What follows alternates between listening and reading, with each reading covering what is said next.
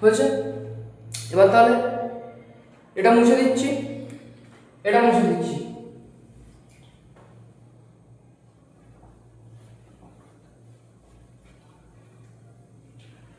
ঠিক আছে, এখানে স্টার মার্ক করে লিখে নাও যে এসআই পদ্ধতিতে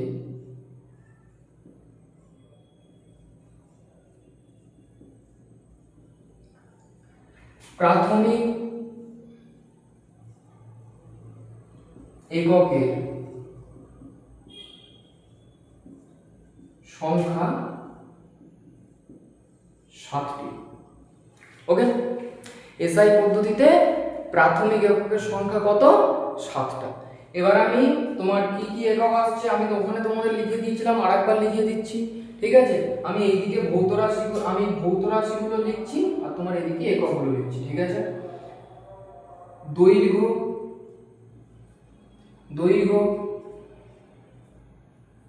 ভর, সময়। আমি এইদিকে তোমার এসআইতে আমি ভৌত রাশিগুলো লিখছি আর সেই ভৌত রাশি এসআই এককগুলো আমি এইদিকে লিখছি। দৈর্ঘ্য, ভর, সময়, তাপমাত্রা, দৈর্ঘ্য, ভর, সময়, তাপমাত্রা, তড়িৎ প্রবাহ,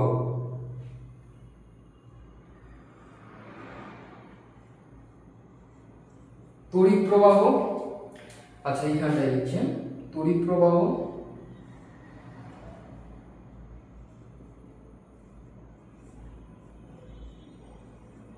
দীপন প্রাবল্য, বোঝা যাচ্ছে লেখাটা? দীপন প্রাবল্য আর পদার্থের পরিমাণ।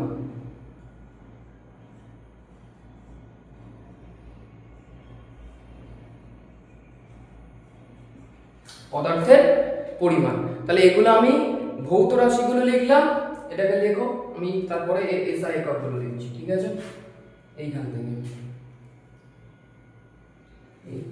আমি এবার এসআই এককগুলো আমি পাশে লিখে দিচ্ছি।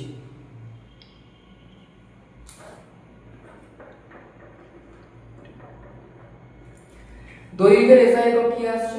মিটার। স্মল এম দিয়ে চিহ্নিত করা হচ্ছে, মিটারকে স্মল এম দিয়ে চিহ্নিত করা হয়। ভর, কিলোগ্রাম,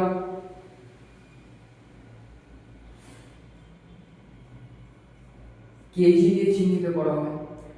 সময়, সেকেন্ড, এস দিয়ে চিহ্নিত করা হচ্ছে। তাপমাত্রা, কেলভিন, ক্যাপিটাল কে দিয়ে চিহ্নিত করা হচ্ছে।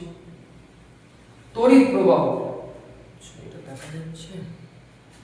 আচ্ছা, এটা যত সম্ভব দেখা যাচ্ছে না, তা না? আচ্ছা, এটাকে এখানে লিখে দিচ্ছি।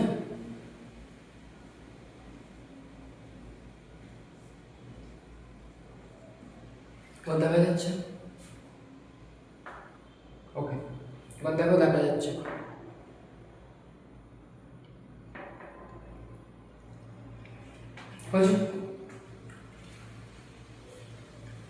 তড়িৎ প্রবাহ তাহলে তোমার কি আসছে? অ্যাম্পিয়ার। এ দিয়ে চিহ্নিত করা হচ্ছে। আই দিয়ে অনেক সময় তোমার তড়িৎ প্রবাহের এককে অনেক সময় আই দিয়েও চিহ্নিত করা হচ্ছে।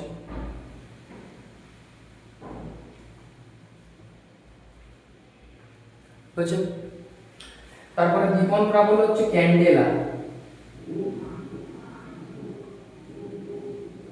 স্মল সি ডি দিয়ে চিহ্নিত করা হচ্ছে ক্যান্ডেলাকে। আর তারপর আসছে পদার্থের পরিমাণ, মোল, এম ও এল, মোল দিয়ে চিহ্নিত করা হচ্ছে।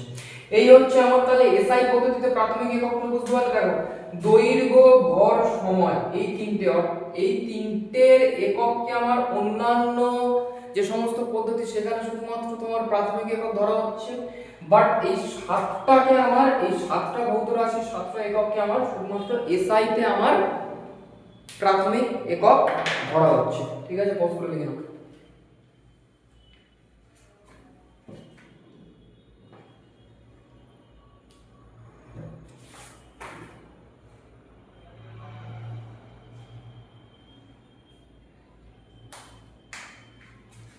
আচ্ছা আচ্ছা মুছে দিচ্ছি।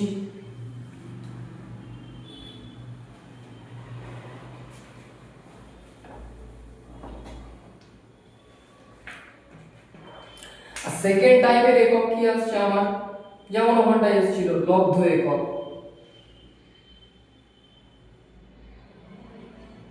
লব্ধ একক, এটাকে আমার লব্ধ একক ইংরেজিতে কি বলে, ডিরাইভড ইউনিট। ঠিক আছে,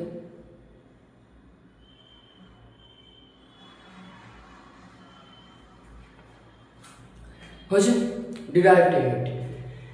লব্ধ একক তাহলে কি, একাধিক মূল এককের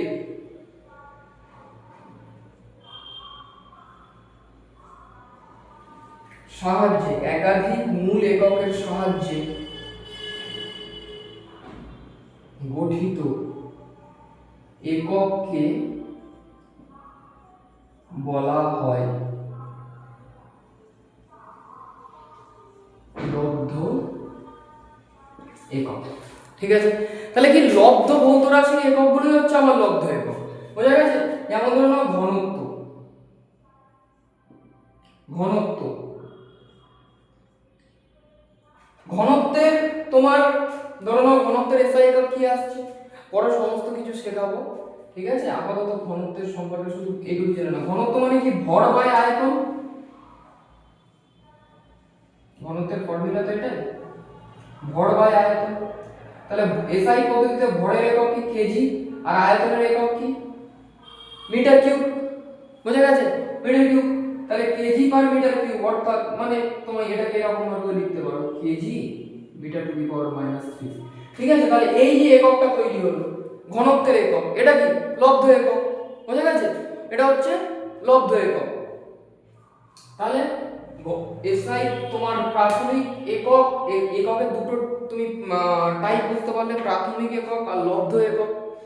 আর এরপরে থেকে তোমার সাংখ্যমান থেকে শুরু হবে, যে তোমার সাংখ্যমান কি, জাস্ট তোমার দু লাইন একটা কনসেপ্ট, সাংখ্যমান কি স্টার্ট হবে। আর তারপরে এককের বিভিন্ন পদ্ধতি, তোমার সিজিএস, এসআই, এমকেএস, এফপিএস, এগুলো সব নিয়ে আলোচনা করব। অ্যান্ড আফটার দ্যাট আমরা এসআই একক লেখার নিয়ম শিখব। ঠিক আছে, এসআই একক লেখার নিয়ম শিখব। এবং তারপরে তোমার বিভিন্ন ভৌত রাশি, যেমন দৈর্ঘ্য, ভর, সময়, এগুলোর একক নিয়ে আমরা ডিটেলসে আলোচনা করব। ঠিক আছে, তো আগের পার্টটা তোমরা একটু ওটা ভিডিওটা সমস্যা হয়ে গেছিলো বলে, নাহলে এই দুটো ভিডিও একটা ভিডিওর মধ্যেই পাওয়া পেতে তোমরা, বাট একটু আগের ভিডিওটা সমস্যা হয়ে গেছিলো বলে যতটুকু পার্ট লাস্ট আমি এই ভিডিওটা দিলাম।